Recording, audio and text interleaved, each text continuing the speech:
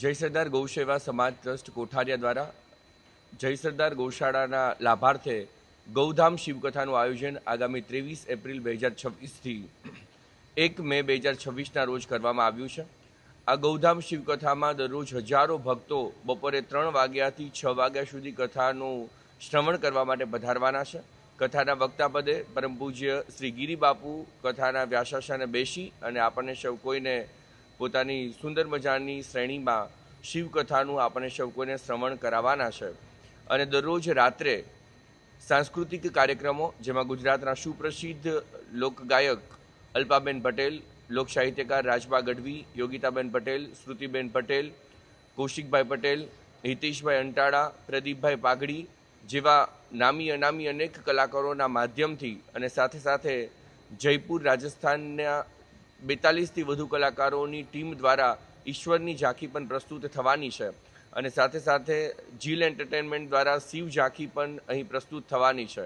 આમ ભવ્ય સાંસ્કૃતિક કાર્યક્રમનું આયોજન પણ દરરોજ સાંજે અલગ અલગ તારીખોમાં કરવામાં આવ્યું છે। આ સુંદર મજાનો કાર્યક્રમ એટલે દિવ્યતાને પ્રસરે એવો કાર્યક્રમ છે, જ્યાં ભોજનની સાથે ભજન દરરોજ તમામ વ્યક્તિઓ માટે જાહેર આમંત્રણ આપીએ છીએ। બધા જ વ્યક્તિઓ માટે ભોજન પ્રસાદની વ્યવસ્થા પણ દરરોજ રાત્રે અહીં જ કરવામાં આવી છે। માટે તમામ શિવ ભક્તોને પધારવા માટે જય સરદાર ગૌશાળા વતી આપ સર્વને હૃદયથી આમંત્રણ આપીએ છીએ।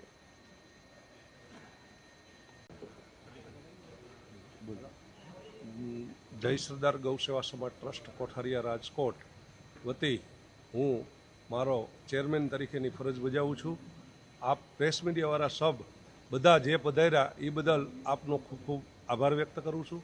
આ ગૌશાળા એક એવી છે કે બીમાર, લાચાર અને વૃદ્ધ ગાયો તથા બળદોની સેવા કરવામાં માને છે। અમારું એક આ આયોજન આગવું એટલા માટે છે કે આગળથી ભવિષ્યની અંદર અમારે વધુને વધુ ગૌ માટે વધુમાં વધુ સેવા કરીએ ગઈ, બળદ માટે વધુને વધુ સેવા કરીએ ગઈ, એ માટે અમે એક આ ગૌધામ શિવકથાનું આયોજન કરેલ છે।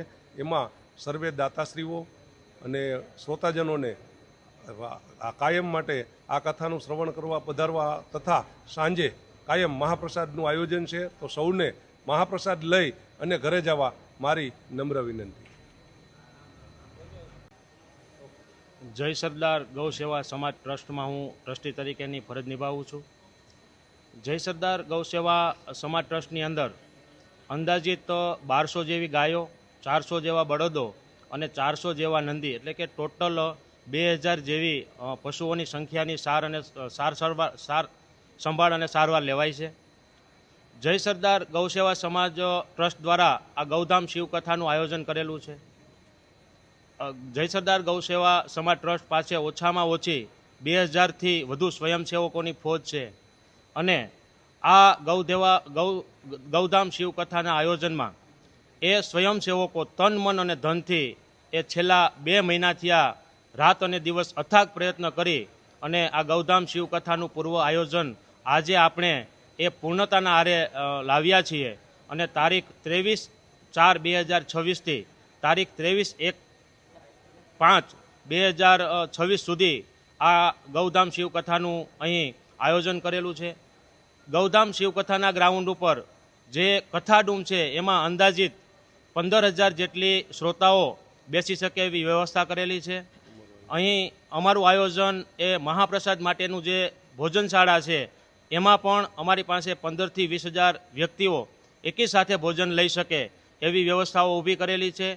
આ તમામ વ્યવસ્થાઓ એ સ્વયંસેવકો જે કહેવાય કે આ જય સરદાર ગૌશાળાના એક પાયારૂપી છે એના અથાગ પ્રયત્નો દ્વારા આ આયોજન કરેલું છે।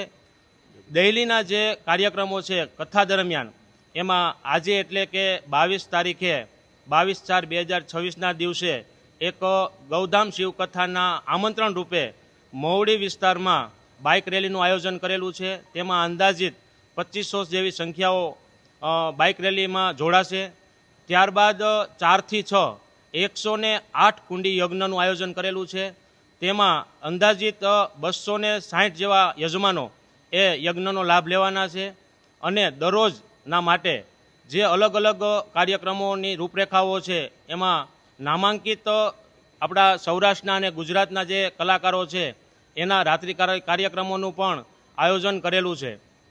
તો હું સર્વ રાજકોટની શિવભક્ત જનતા પ્રેમી શિવભક્ત જનતાને આમંત્રણ આપું છું જય સરદાર ગૌ સેવા સમાજ ટ્રસ્ટ દ્વારા કે આપ બધા આ કાર્યક્રમને અવસરમાં પલટવા માટે સાથ સહકાર આપજો અને કથાનું શ્રવણ કરવા માટે બધા ભાવથી પધારજો.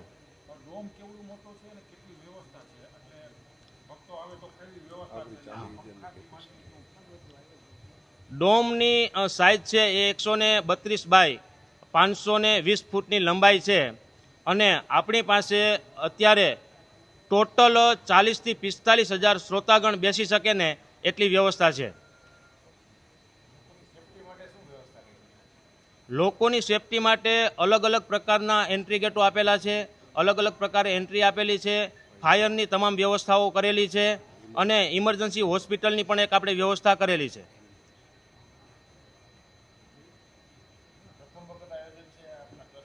હા, જય સરદાર ગૌશાળા દ્વારા ગૌશાળાએ દર વર્ષે કાર્યક્રમો હોય છે, પરંતુ જે આ લેવલનો કાર્યક્રમ છે એ જય સરદાર ગૌશાળા દ્વારા આ પહેલી વખત જ કાર્યક્રમ કરેલો છે.